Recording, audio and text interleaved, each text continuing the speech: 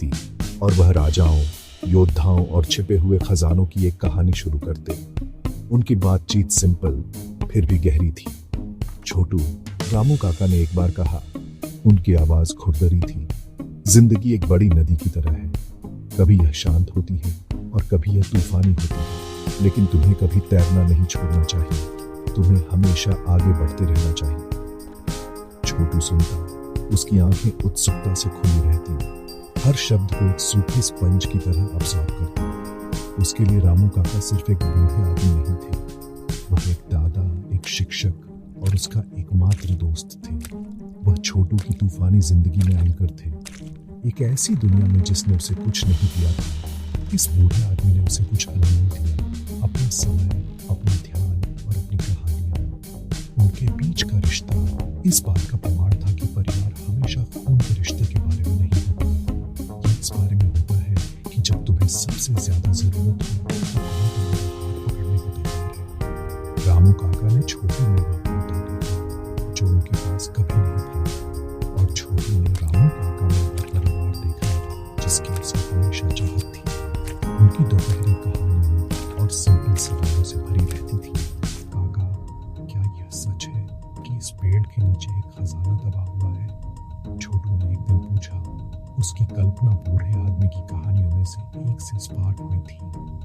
रामू काका बस मुस्कुराए, उनकी आंखें चमक रही थी। शायद मेरे बच्चे, उन्होंने रहस्यमय ढंग से जवाब दिया, लेकिन सबसे बड़े खजाने हमेशा सोने और चांदी के नहीं बने होते।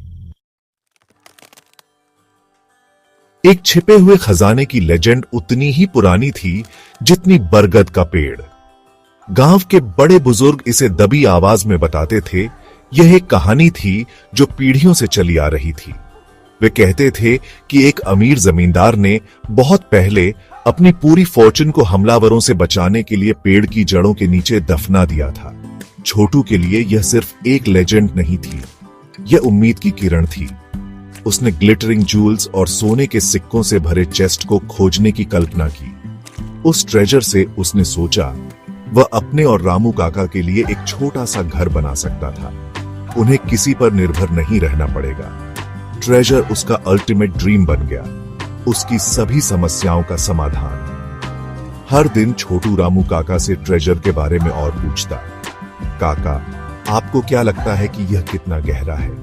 क्या हमें एक बड़े फावड़े की जरूरत होगी? वह उत्सुकता से पूछता। रामू काका धैर्य से उसकी एक्साइटेड प्लान सुनते और फिर धीरे से उसके विचारों को रास्ता दिखाते।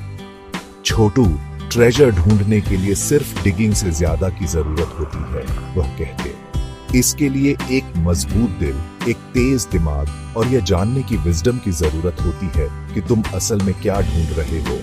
इस ट्रेजर का मैप किसी कागज पर नहीं है, यह उन लेसन्स में छिपा है जो जिंदगी तुम्हें हर दिन सिखाती है। ध्यान दो मेरे बच्चे, बहुत ध्यान दो। रामू काका की कहानियों में ट्रेजर हमेशा एक सिंबल था।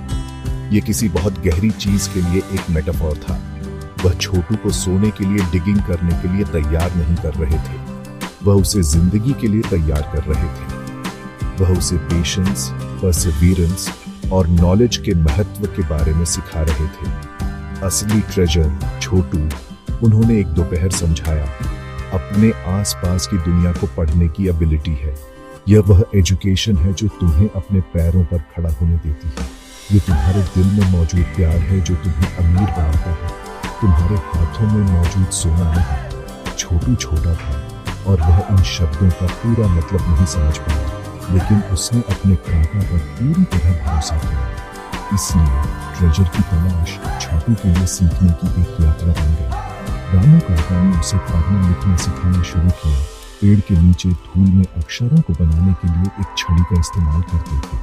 उन्होंने उसे सितारे, सीजन्स और पर्वत की डालियों में घोंसला बनाने वाले पक्षियों के नाम सिखाया। हर लेसन एक क्लू था, असली ट्रेजर के मैप का एक टुकड़ा था। छोटू सोने को खोजने के सपने से प्रेरित होकर अनजाने में एक अलग तरह का धन जमा करना शुरू कर दिया था। नॉलेज का धन, वह डिगिंग कर रहा था, फावड़े से जमीन में नहीं बल्कि अपने दिमाग से विजडम की दुनिया में, अपने प्यारे काका के जेंटल